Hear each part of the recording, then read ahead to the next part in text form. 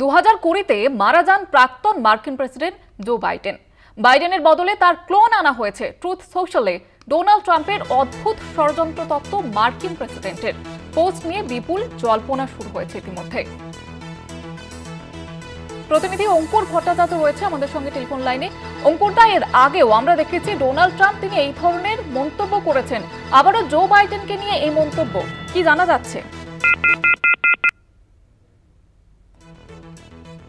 আমাদের সঙ্গে যোগাযোগ বিচ্ছিন্ন হয়ে গিয়েছে আমাদের প্রতিনিধি অঙ্কুর ভট্টাচার্যের। আমরা আবারও চেষ্টা করব তার সঙ্গে কথা বলার।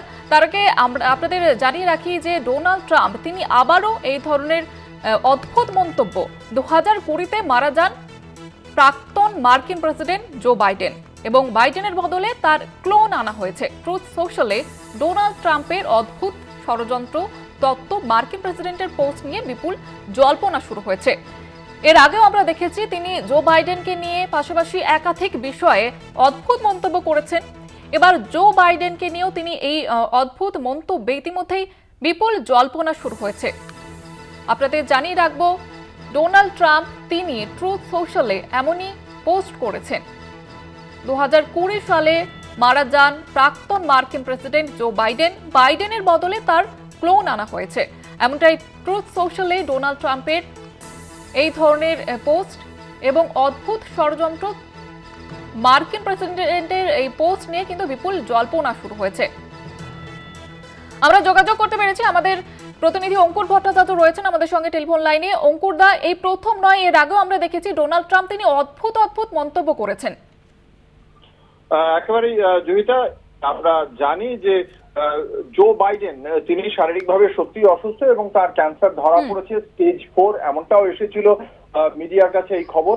এবং এই প্রাক্তন প্রেসিডেন্ট জো বাইডেন তিনি যখন নির্বাচনী অংশগ্রহণ করবেন বলে শোনা যাচ্ছিল, সেই সময় তার শারীরিক সমস্যার কথাও সামনে আসে এবং তিনি বিভিন্ন বিভ্রান্তিমূলক আচরণ করার পর প্রাক্তন ডেমোক্র্যাট প্রেসিডেন্ট বারাক ওবামা তাকে নির্বাচনে অংশগ্রহণ করা থেকে দূরে থাকতে বলেন এবং পরবর্তীকালে সেটাই স্থির হয়। ডেমোক্র্যাটরা কমলা হ্যারিসের নাম স্থির করেন। কমলা হ্যারিস নির্বাচনে অংশগ্রহণ করে পরাজিত হন। কিন্তু বর্তমান মার্কিন প্রেসিডেন্ট ডোনাল্ড ট্রাম্প যে অভিযোগ করেছেন যে 2020 সালেই মারা গেছেন জো বাইডেন এবং তার ক্লোনকে দিয়ে এতদিন কাজ চলছিল, সেই জন্যই এই বিভ্রান্তিমূলক আচরণ, এই বক্তব্য অত্যন্ত অদ্ভুত। এবং এই ডোনাল্ড ট্রাম্পই তার স্ত্রীকে কিছুদিন আগেই সহানুভূতি জানিয়েছেন যে জো বাইডেন তিনি ক্যান্সার আক্রান্ত বলে তার পরিবারকে সহানুভূতি জানিয়েছেন, সমবেদনা প্রকাশ করেছেন, তার পরিবারের পাশে থাকার বার্তা দিয়েছেন।